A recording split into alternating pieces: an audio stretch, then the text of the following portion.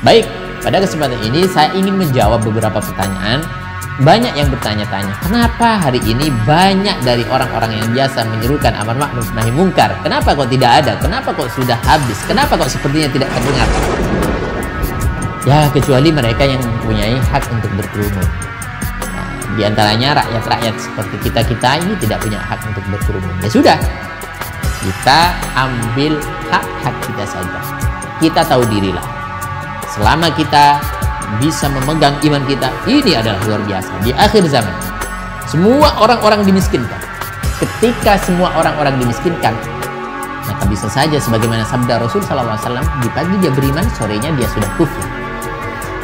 Kadal faqru ayyakuna kufra. Bismillahirrahmanirrahim. Saya berniat membangun pesantren ini, mengembangkan pesantren ini sebagaimana niat Rasulullah sallallahu alaihi wasallam, sebagaimana niat para masyayikh membangun pesantren. Bahwa kata Nabi, ana wa kafilul yatim fil jannah hakada. Kata Nabi sallallahu alaihi wasallam bahwa saya dengan orang yang merawat anak yatim, yang menjaga anak yatim, terutama menjaga akidah, membentengi akidahnya anak yatim, seperti ini. Artinya dekat sekali. Ambil kesempatan ini, ambil satu momen penting ini, ambil satu kesempatan emas ini untuk kita bersama-sama berjuang di jalan Allah Subhanahu wa taala, menggapai ridhonya, menggapai jannahnya bersama Rasulullah SAW. Amin ya rabbal alamin.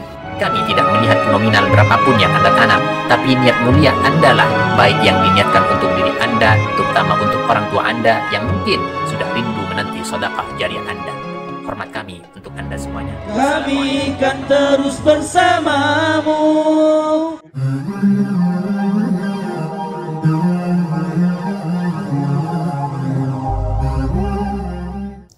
Assalamualaikum warahmatullahi wabarakatuh. Sahabat kaum muslimin dimanapun Anda berada, subscriber channel Benteng Akidah dimanapun Anda berada. Pada kesempatan ini bersyukur luar biasa kepada Allah Subhanahu wa taala yang telah memberikan kita kesempatan untuk terus bersua dan bercengkrama, memotivasi diri, memotivasi bersama sebagaimana kita telah dicontohkan oleh baginda Rasulullah sallallahu alaihi wasallam. Ya ayyuhalladzina amanu taqullaha haqqa tuqatih wa la tamutunna illa wa antum muslimun.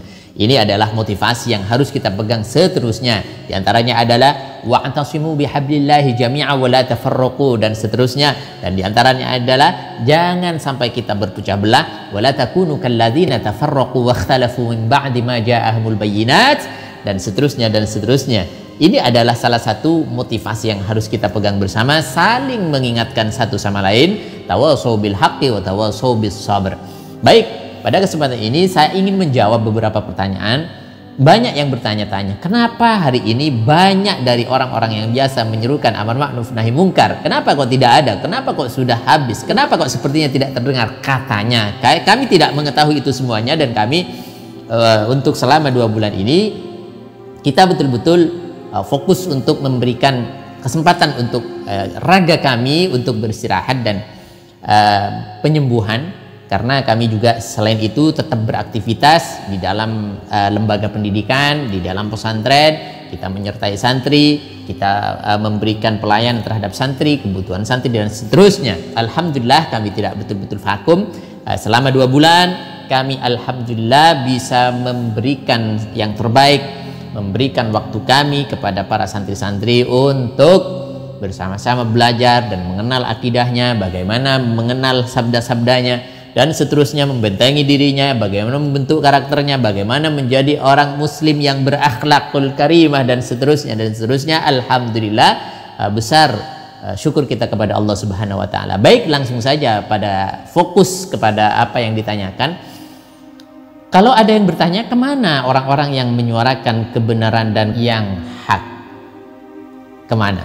Kami tidak bisa menjawab secara serta-merta, tapi bagaimanapun di dalam konsep berdakwah tidak ada istilahnya barbar. Kami husnudzon kepada mereka-mereka yang diam, bukan berarti mereka diam, tapi mereka mempunyai gerakan sendiri bagaimana beliau menjaga betul-betul umat ini dari cengkraman, dari serangan, dari ancaman orang-orang kafir dan sekutunya. Ini adalah salah satu husnudzon kami, dan untuk Anda lakukan sebagai husnudzon juga kepada mereka. Jangan malah suudzon, oh mereka takut, mereka munafik dan lain sebagainya. Jangan. Yang pasti kita sudah disampaikan kepada satu zaman yang sudah disampaikan, diceritakan oleh baginda Rasul sallallahu alaihi wasallam 1500 tahun yang lalu. Apa kata beliau?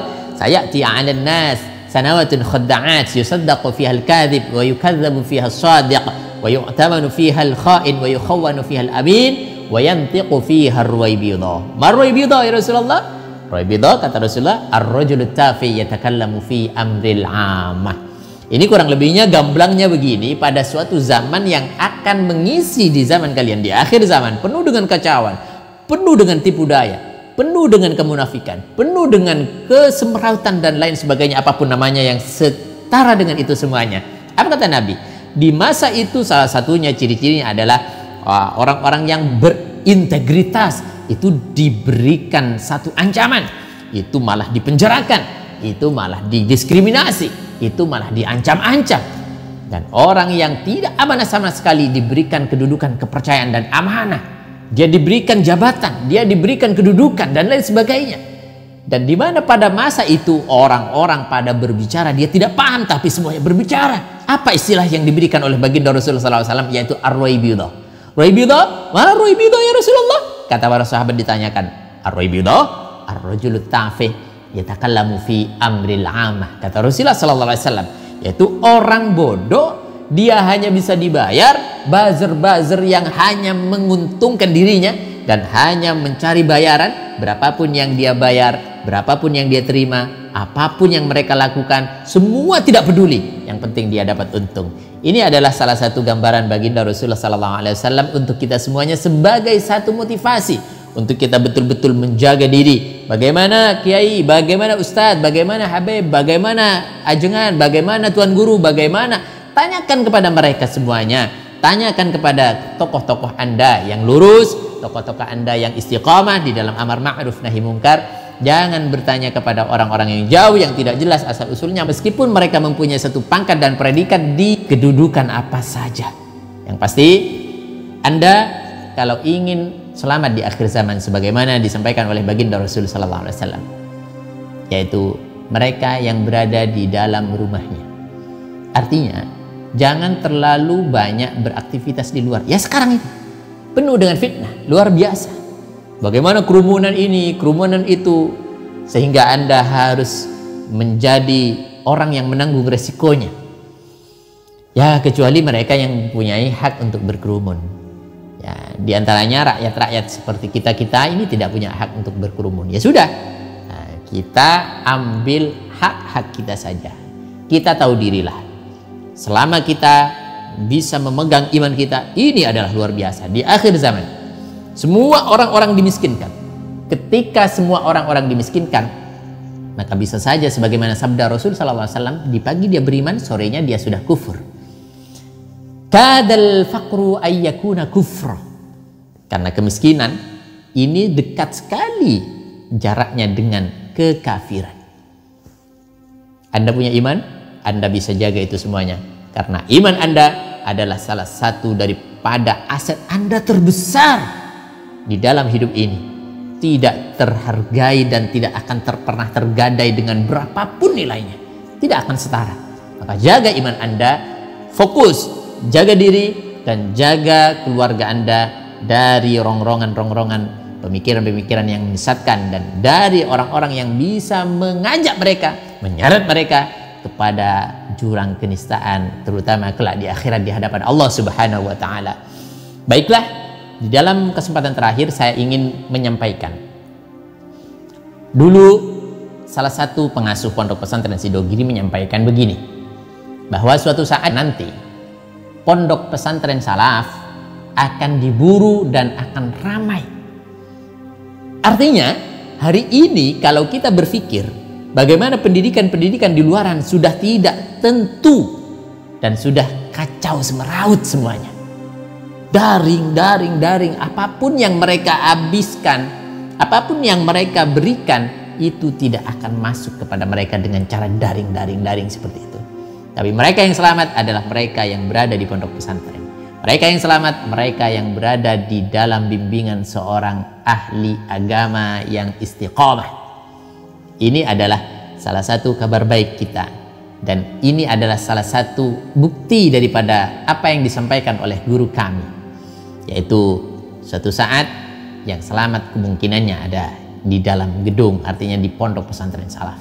Dan Rasulullah SAW di akhir zaman, maka yang lebih baik tempat untuk kalian adalah di dalam manzilikum, di dalam tempat-tempat kalian, di dalam rumah-rumah kalian. Jangan terlalu banyak keluar rumah ketika tidak penting. Jadi salah satunya kita juga mengindahkan instruksi orang-orang yang jangan berkerumun. Sudah, jangan berkerumun, tidak masalah. Meskipun mereka sendiri berkerumun, sudah, ini lebih aman untuk kalian, lebih aman untuk Anda semuanya. Maka paling akhir kita akan membacakan satu ayat di mana Allah Subhanahu wa taala menyampaikannya di dalam Al-Qur'anul Karim. A'udzubillahi minasyaitonir rajim. Bismillahirrahmanirrahim. Wa idh qala Musa liqaumihi udhkuru ni'matallahi 'alaikum idh anjakum min ali fir'auna yasumunakum su'al 'adzab wa yudhabbihuna abna'akum wa yastahyuna nisa'akum wa fi dzalikum bala'um mir rabbikum 'adzim. Shadaqallahul 'adzim. Ini sudah disampaikan oleh Allah Subhanahu wa taala di dalam Al-Qur'an. Bagaimana di masa-masa percontohan, yaitu di masa Fir'aun, bagaimana Fir'aun yang luar biasa ketakutan dengan jabatannya meskipun dia sudah menjabat 66 tahun. Jadi jabatan terpanjang dan terlama yang dimiliki oleh para saudagar-saudagar, atau maksud saya para kerajaan-kerajaan, rezim-rezim, ini masih takut kehilangan jabatannya. Ketika para penyihir-penyihir itu, para penakwil mimpi menyampaikan satu hasil daripada takwilannya, bahwa suatu saat Fir'aun akan lengser dari Bani Israel. Serentak pada waktu itu juga diumumkan semua anak-anak Bani Israel yang lahir laki-laki harus dibunuh. Tidak boleh dibiarkan kecuali yang perempuan. Luar biasa, ketakutannya tidak berhenti di situ. Fir'aun memberikan satu pekerjaan, satu predikat yang sangat rendah kepada Bani Israel. Di antaranya, yasumunakum su'al adzab.